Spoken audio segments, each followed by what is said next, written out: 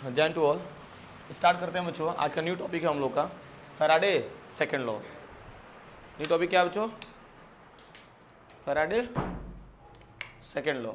ध्यान दीजिएगा बच्चों, फैराडे सेकंड लॉ होता क्या है बच्चों, इसको भी समझते हैं हम लोग। ये तो फैराडे फर्स्ट लॉ पढ़े थे हम लोग, तो सिंगल कंटेनर लेकर के पढ़े थे। लेकिन फैराडे सेकंड लॉ बच्चों, भाई फैराडे फर्स्ट लॉ में सिंगल कंटेनर लेके चले थे, लेकिन फैराडे सेकंड लॉ में सेकंड दो सेल लेके चलेंगे, या आप दो से अधिक भी सेल हो सकता है बच्चों। ओके, तो दोनों सेल के बारे में बच्चों मैं समझाता हूँ, और इसका देखो डेफिनेशन कैसे होगा।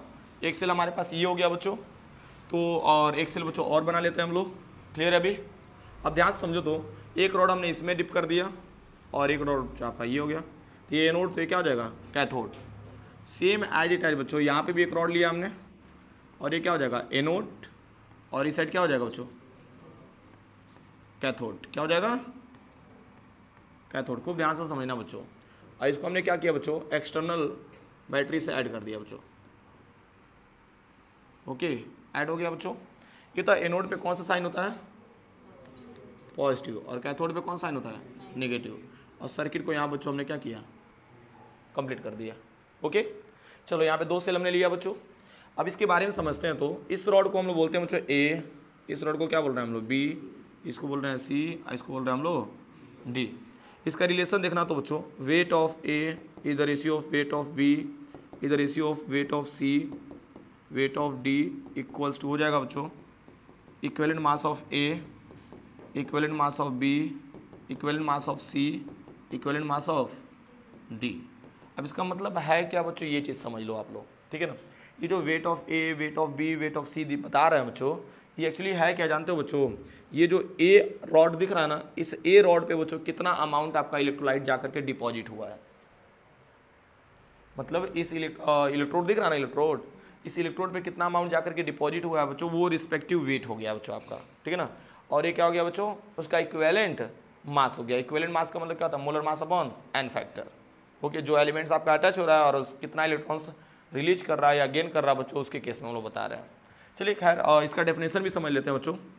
ध्यान समझना, फॉर एनी सीरीज कनेक्शन, इससे क्लैरिटी आपको और मिलेगी। For any series connection, for any series connection, series connection है कि नहीं? For any series connection of two or more than, क्या बोला बच्चों? For any series connection of two or more than two electrodes, two electrolytic cell, two electrolytic cell, two electrolytic cell. कितने electrolytic cell लिए हम लोग? दो। हो जाएगा ना बच्चों? तो यहाँ लिख लेना, the ratio of their respective weight, ratio, देखो रेशियो है कि नहीं? ये ratio of their respective weight, ratio of their respective weight at electrode, ध्यान देना बच्चों। यहाँ पे मैंने क्या बोला? For any series connection of two or more than two electrolytic cell या टू सेल। टू सेल तो समझ पा रहे हो ना? कह रहा है बच्चों, the ratio of their respective weight at electrode. मान लो इसके ऊपर बच्चों इलेक्ट्रोड का मतलब इलेक्ट्रोलाइट का वेट जा रहा है ना भाई, इलेक्ट्रोलाइट जो है बच्चों इस रॉड पे जाकर के ऐड हो रहा है, तो वही बोला है बच्चों, the ratio of their respective weight at electrode is equals to, ये द इक्वल्स टू है कि नहीं बच्चों? Is equals to their equivalent mass ratio, equivalent mass ratio है कि नहीं बच्चों? ये किसकी इक्वल है बच्चों? इक्विवेलेंट मास रेशियो की इक्वल है कि नहीं? देख लीजिए बच्चों, स्टेटमेंट बच्चों सटीक एकदम बैठ रहा है। क्लियर है कि नहीं? अभी बच्चों एक एक पॉइंट बच्चों काफ़ी मज़ेदार है। मैंने क्या बताया यहाँ पे, अगर इसको डिफाइन भी करना होगा बच्चों, तो इसका जो रेशियो है बच्चों किसकी इक्वल हो रहा है? इसके रेशियो की इक्वल हो रहा है। और रेशियो को क्या बोलते हैं? फैराडे सेकंड लॉ बोलते हैं, ठीक है ना। इसको और क्लैरिटी के साथ बच्चों हम लोग समझ सकते हैं, ध्यान से समझिएगा, ठीक है। और इसका बच्चों डेफिनेशन मैं अलग से भी लिखवा दूंगा, बस आप लोग ध्यान से देखते जाइए कि सर क्या बता रहे हैं, ठीक है।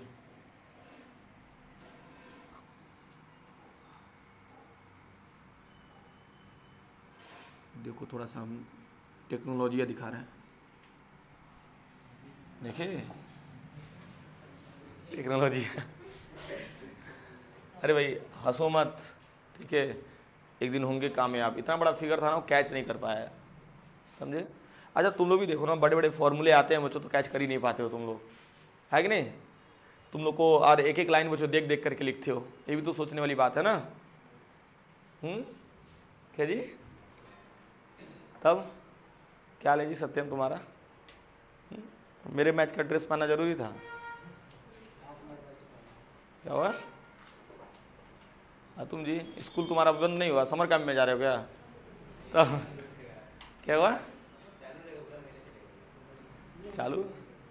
और जी तुम लोग का टेस्ट वगैरह कैसा जा रहा है? ठीक है। हाँ, किसी को बच्चों एडमिशन वगैरह चाहिए डायरेक्ट यूपी बोर्ड में तो बताना तुम लोग। हाँ 12 में ठीक है, थोड़ी व्यवस्थाएं हो जाती हैं उसमें, समझे। अरे आप रिलैक्स रहिए, स्कूल का नाम मत पूछिए, छापा मरवाना चाहते हैं क्या? चलिए बच्चों आते हैं तो मुद्दे पे, ध्यान से समझो। तो टेक्नोलॉजी का काम नहीं किया बच्चों, खैर मुझे फिर दोबारा बनाना पड़ेगा, वैसे बनाने की ज़रूरत नहीं है बच्चों, नेक्स्ट स्लाइड में बना हुआ है, खैर ठीक है।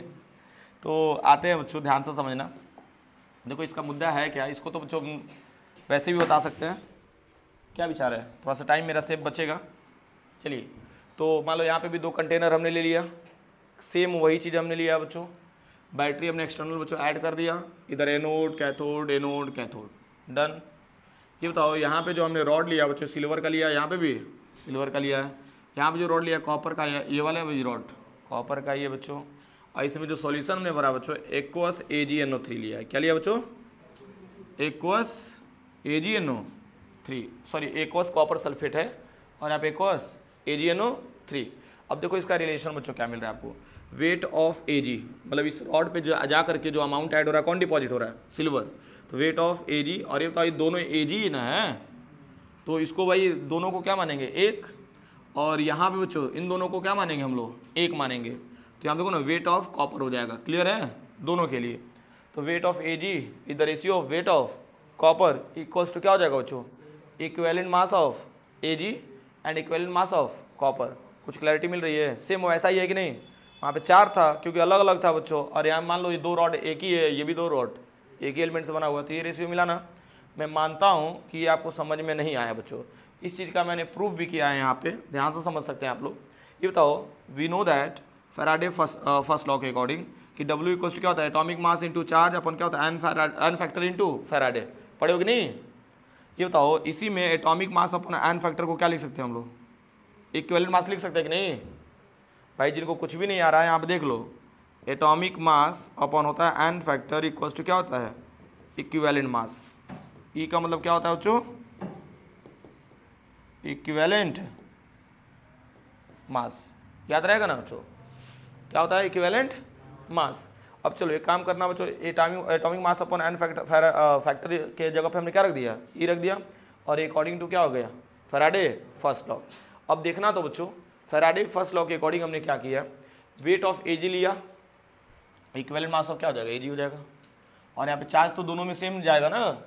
अरे भाई दोनों में देखो ना, चार्ज और टाइम तो सेम ही लगेगा ना, चार्ज एंड टाइम दोनों क्या रहेगा? सेम। क्यों रहेगा? इसके पीछे का रीजन भी समझ लो भाई, I इंटू आई और T कर लेना, I एंड T। हाँ तो ध्यान से समझिएगा आप लोग, ये बैटरी कनेक्ट कर लीजिए। चलिए अब ध्यान से समझो। तो ये तो एक इन्वर्टर बैटरी अगर हमने लगाया है बच्चों, 2 कमरे हैं, तो दोनों में जो सेम टाइप पे चार्ज पहुंचेगा ना, मतलब 2 क्लासरूम है ऊपर नीचे, तो जो इन्वर्टर बैटरी जो लगी हुई है दोनों में जो सेम टाइम पे लाइट जाएगी ना, ऐसा नहीं ना है कि 1 मिनट इसमें बाद में आएगा उससे पहले आ जाएगा, ठीक है। हाँ तो वही सेम चीज़ है बच्चों, तो इसीलिए चार्ज दोनों में क्या रहा बच्चों? मान लो यहाँ पे चार्ज आपका Q, अपन क्या लिख दिया? F Faraday. वैसे ही बच्चों ये तो वेट ऑफ कॉपर के लिए लिख दिया, तो equivalent mass of copper into क्या हो जाएगा? चार्ज अपॉन F, दोनों में जो सेम रहेगा ना। अब इन दोनों को क्या किया हमने? डिवाइड कर दिया। डिवाइड करने के बाद वेट ऑफ Ag अपन क्या हो जाएगा? वेट ऑफ कॉपर, और ये तो चार्ज से कैंसिल हो जाएगा, फैराडे से भी कैंसिल आउट हो गया बच्चों। तो इक्विवेलेंट मास ऑफ Ag और इक्विवेलेंट मास ऑफ कॉपर, ध्यान से समझिएगा बच्चों, इक्विवेलेंट मास ऑफ Ag और इक्विवेलेंट मास ऑफ कॉपर। यहाँ तक टर्म्स क्लियर हो रहा है मैंने क्या बोला? ठीक है। ये बताओ, ये जो टर्म्स आपको दिख रहा है, ये एक्चुअली इस रिलेशन को डिराइव नहीं कर रहा है, weight of Ag ratio of weight of copper equals to equivalent mass of Ag ratio equivalent mass of copper. देखिए प्रूफ किया कि नहीं बच्चों, एक चीज नोटिस कर सकते हैं आप लोग, देखो प्रूफ किया है ना भाई, यही चाहिए था ना हमें। देखो और हमने क्या किया बच्चों, फैराडे फर्स्ट लॉ से फैराडे सेकंड लॉ को डिराइव कर दिया कि नहीं, फैराडे फर्स्ट लॉ लिया बच्चों, फैराडे फर्स्ट लॉ से क्या डिराइव कर दिया, फैराडे सेकंड लॉ।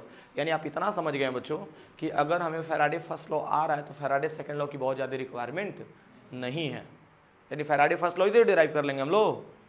यानी हमको फॉर्मूला किसका रेडी करना है बच्चों, फैराडे फर्स्ट लॉ का, बस उसी से बच्चों फैराडे सेकंड लॉ का भी डेरिवेशन कर लेंगे हम लोग। हाँ, और दूसरी बात हमने बताया था बच्चों, वेट ऑफ Ag क्या होता है बच्चों, अमाउंट ऑफ Ag डिपॉजिटेड, मतलब सिल्वर रॉड पे बच्चों कितना आपका अमाउंट डिपॉजिट हो रहा है। फिर ऐसे अमाउंट ऑफ कॉपर डिपॉजिटेड, फिर इक्विवेलेंट मास या equivalent weight of Ag and equivalent weight of copper. हो जाएगा कि नहीं बच्चों, यहाँ तक समझ में आया। तो ये हमारा रहा बच्चों फैराडे सेकंड लॉ। क्या रहा बच्चों, ये Faraday second law. Faraday second law के बाद बच्चों और भी टर्म्स देख लेते हैं हम लोग। ये हमारे पास न्यूमेरिकल्स है, क्या बच्चों, न्यूमेरिकल्स। अच्छा चलो ठीक है, इस न्यूमेरिकल्स के बारे में थोड़ा सा आइडिया दे रहा हूँ बच्चों। How much charge is required for the following reaction. अब एक चीज नोटिस करना, 1 मोल ऑफ क्या है, Al+3 से कन्वर्ट हो रहा है किसमें, Al में। अब एक चीज दिमाग लगाना, Al+3 है, कितना इलेक्ट्रॉन गेन करेगा, 3 इलेक्ट्रॉन गेन करेगा, तो किसमें कन्वर्ट हो जाएगा, Al में ना। ये तो कितने इलेक्ट्रॉन्स बच्चों मूव कर रहे हैं, 3 ना, तो 3 फैराडे हो जाएगा आंसर इसका। नहीं समझे, अरे 3 मोल ऑफ इलेक्ट्रॉन हो जाएगा ना। फिर ऐसे ही मान लो यहाँ पे Cu+2 है बच्चों, तो ये बताओ इसका तो आंसर हो जाएगा 3F, डायरेक्ट कर लो ना, कोई दिक्कत नहीं। और यहाँ पे Cu+2 और 2 इलेक्ट्रॉन्स गेन कर रहा है बच्चों, किसे कन्वर्ट होगा, इसका आंसर क्या हो जाएगा, 2F नहीं हो जाएगा, 2F मतलब आसान है यार। अरे तो MnO4 है ना, देखो अब मैं लिख दे रहा हूँ यहाँ पे MnO4 2- एरो का सिंबल लगा लीजिए बच्चों, Mn+2। अब क्वेश्चन आएगा सर इसका कैसे निकालेंगे भाई। देखो यहाँ पे Mn का ऑक्सीडेशन नंबर कितना है, +2, और यहाँ पे देखो तो यहाँ पे निकाल के देखिए 2 4 जा 8, मैं निकाल के बता दे रहा हूँ। देखो इसके लिए x मानते हैं और 4 × -2, ऑक्सीजन का ऑक्सीडेशन नंबर कितना होता है, -2, और पूरे पावर कितना दिया हुआ बच्चों, -2। सॉल्व कर लीजिए बच्चों, 4 2 जा 8, 8 में से 2 जाएगा 6, यानी क्या आ रहा है, +6 आ रहा है। +6 से अगर हम बात करें बच्चों, ध्यान दीजिएगा, +6 से +2 जा रहा है बच्चों, यानी कितने का डिफरेंस आ रहा है, 4 का, यानी कि बच्चों इसका आंसर कितना आ जाएगा, 4F। क्लैरिटी मिल रही है, तो ऐसे बच्चों सॉल्व करना है।